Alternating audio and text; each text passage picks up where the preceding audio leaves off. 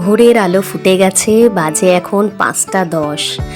বাইরের দৃশ্যটা এত সুন্দর লাগলো, ভাবলাম আজকের ব্লগটা এখান থেকেই শুরু করি। সামনে দেখা যাচ্ছে দয়াময়ী মায়ের মন্দির, মাকে প্রণাম জানিয়ে আজকের ব্লগটা শুরু করলাম। সিম্পল লাইফ উইথ শ্বেতায় তোমাদের অনেক স্বাগত। আশা করি সবাই ভালো আছো। চন্দন বাজার থেকে মাছ টাছ নিয়ে চলে এসছে, সেগুলোকে আমি ধুয়ে পরিষ্কার করে নিয়েছি। এনেছে কাতলা, ইলিশ আর টাইগারের মাংস। আজকে আমার রান্নাঘরে হবে ইলিশ উৎসব। চলো সেই ব্লগটাই আজকে আমি তোমাদের সাথে শেয়ার করব। আশা করি যে যেখানে আছো সবাই খুব ভালো আছো। তো আজকের প্রথম রান্নায় চলে যাই। করব কচুর শাক ইলিশ মাছের মাথা দিয়ে। শাকটা মানে পাতাগুলো আমি নিই না, তো কচুর এইভাবে ডাঁটাগুলো বাজার থেকেই কেটে এনেছে, কারণ আমি এইভাবে কাটতে পারি না। তো কেটে টেটেইও নিয়ে আসে যখনই আনে। এগুলোকে ধুতে হবে ভালো করে, কারণ এতে প্রচুর মাটি লেগে থাকে। তো সেই জন্য কল খুলে আমি ভালো করে এটা পরিষ্কার করে আগে ধুয়ে নেব। ধোয়ার পর কাদা মাটি যেগুলো লেগে আছে সব কচলে কচলে ধুয়ে তারপর আমি এটা সেদ্ধ বসিয়ে দেব। গরম মানে কড়ায় গরম জল করে সেদ্ধ বসিয়ে দিয়েছি। দেখো, আর এতে দিয়ে দেবো সামান্য একটু নুন, যাতে এটা ভালো করে সেদ্ধ হয়। চলো তাহলে এটা সেদ্ধ হোক, আর আমি বাকি কাজকর্মগুলো তাড়াতাড়ি করে সেরে ফেলি, কারণ এই রান্না টান্না সেরে আজকে আমার অনেকগুলো কাঁচা আছে, সেগুলোও কাচবো। এই দেখো মাথা আর এই যে রেখেছি, আর মাছের তেল, এই দিয়ে আজকে রান্না হবে। তো নুন হলুদ প্রত্যেকটা মাছেই মাখিয়ে নিয়েছি। আজকে রান্না ঘরে ইলিশ উৎসব। তোমরা নিশ্চয়ই সবাই ইলিশ খেয়েছো, কিন্তু এবছরে আমাদের এই প্রথম ইলিশ মাছ এনেছে চন্দন। যা দাম শুনছি 1200-1500 টাকা করে, অত দাম দিয়ে সত্যি কথা বলতে ইলিশ খাওয়াটা আমাদের মধ্যবিত্ত ঘরে একটু বাহুল্যতা। দেখো কড়াই দিয়ে দিচ্ছি সর্ষের তেল, আর তাতে দিয়ে দিচ্ছি কালো জিরে, শুকনো লঙ্কা ফোড়ন। আগে করব কচুর শাকটা। তো আমি একদম সিম্পল রান্না করি কচুর শাক, কিচ্ছু মশলা দিই না, শুধু দিই হলুদ আর নুন আর একটু লঙ্কা গুঁড়ো আর কাঁচা লঙ্কা, ব্যাস। আর এই যে কালো জিরে কাঁচা লঙ্কা ফোড়ন দিলাম। তবে হ্যাঁ, তোমাদের একটা কথা বলবো, কালো জিরে কাঁচা লঙ্কা ফোড়ন দিয়ে তবে ইলিশ মাছের মাথাগুলো দিয়ে ভাজবে, তাহলে একটা অদ্ভুত সুন্দর টেস্ট হয়। তো এই জন্য আমি আগে ফোড়ন দিয়ে নিয়েছি, তারপর মাথাগুলো ভেজে নিলাম। নেওয়ার পর এই যে সেদ্ধ করে রাখা কচুর শাকটা দিয়ে দিলাম। কচুর শাকটা যাতে ঘেঁটে বেশি না যায় এইভাবেই সেদ্ধ করো, কারণ রান্না করতে করতে তো কিছুটা ঘেঁটেই যাবে। তো এইভাবে সেদ্ধ করো। আর এই দেখো কচুর শাকটা কি ভালো করে সেদ্ধ হয়েছে আজকে, আর শাকটাও কিন্তু খুব ভালো এনেছিল। তো এই যে এইবারে আমি এটাকে ভালো করে নেড়ে নেবো। নাড়তে শুরু করলেই শাকটা দিয়ে কিন্তু আর একটু জল বেরোবে। তো ভালো করে ভেজে ভালো করে নিয়ে তার মধ্যে একটু নুন তো আগেই দিয়েছিলাম, এবারে কাঁচা লঙ্কা কুচিয়ে দিয়ে দিয়েছি, আর হলুদ আর কিছুটা নুন যেটুকু লাগবে পরিমাণ মতো সেটুকু দিয়ে নিলাম। আর দেবো একটু লঙ্কা গুঁড়ো, ব্যাস। আর কিচ্ছু না, শুধু ভালো করে কি করতে হবে, কষতে হবে। কষে কষে কষে, এতে তো জল দেওয়ার ব্যাপার নেই, এইভাবেই কচুর শাকটা রান্না হবে। আজকে জানো, আজকে আমার অনেক কাজ, কারণ কাল থেকে পাপায়ের জীবনের একটা নতুন অধ্যায় শুরু। কাল থেকে পাপায়ের কলেজ শুরু হচ্ছে। সেই ছোট্ট ছেলেটা আমার কিছুদিন আগেই যেন হাতের তালু করে নিয়ে এসেছিলাম তাকে, আর আজকে দেখতে দেখতে কত বড় হয়ে গেল।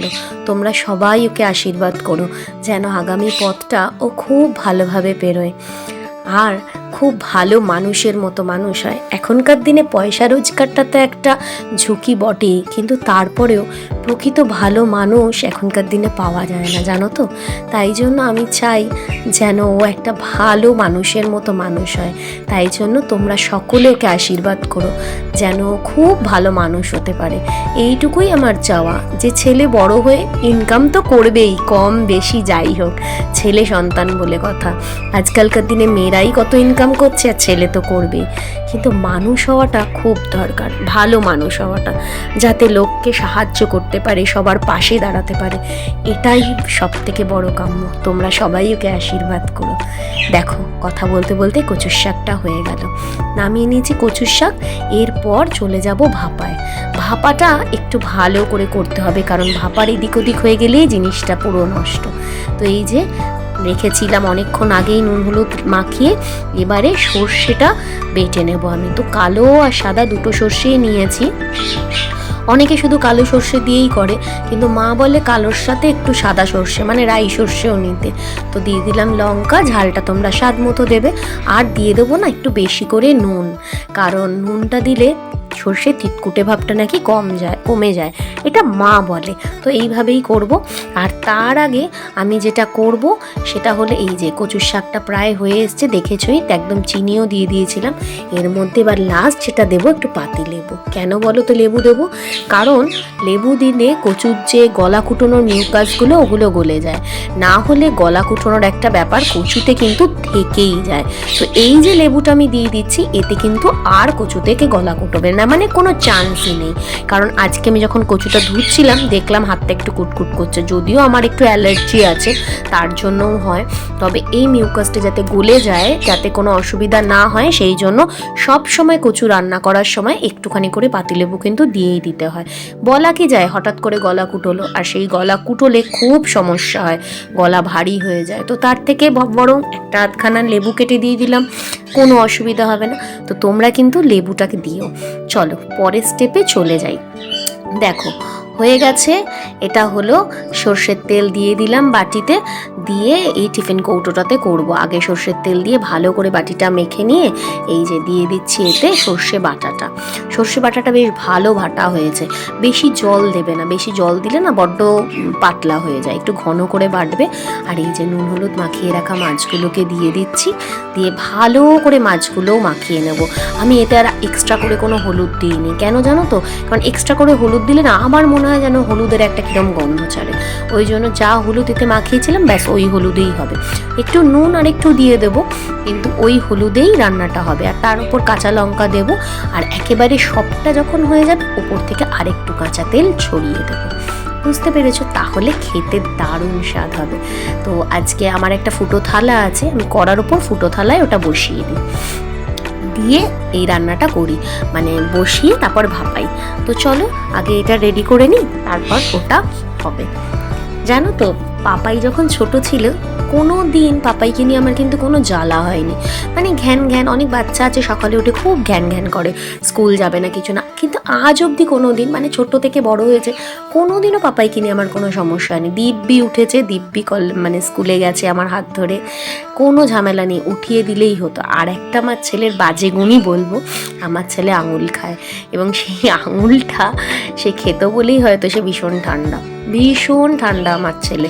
ঘরে যে ছেলে আছে তোমরা বুঝতেই পারবে না। তো মশলাটাকে এইভাবে করে ওটাকে চাপা দিয়ে রেখে ভাবলাম আগে তেলটা ভেজে নিই, তেলটা ভেজে ভাপাটা বসিয়ে দেবো, ব্যাস ভাপাটা হয়ে গেলেই গরম গরম ভাত দিয়ে দেবো। তো চলো আজকের ব্লগটা আমি এখানেই শেষ করলাম, দেখা হবে পরের আর একটা ব্লগে খুব শিগগিরই। কেমন লাগলো জানিও, ভালো লাগলে লাইক কমেন্ট শেয়ার করো, আর আমার চ্যানেলটাকে যারা এখনো সাবস্ক্রাইব করনি তারা সাবস্ক্রাইব করে পাশের বেল আইকনটাকে টুক করে ক্লিক করে দিও, দিয়ে পাশে থেকো। যারা আসছো তারা ভালোবেসে থেকে যেও, এসে চলে যেও না, তাহলে বড্ড খারাপ লাগে। সবাই ভালো থেকো, সুস্থ থেকো। দেখো একদম সব রেডি, এবার শুধু খাওয়া। আজকের প্লেটটা দেখবে শুধু ইলিশে ইলিশ। তো চলো সবাইকে টাটা, সবাই ভালো থেকো, টাটা।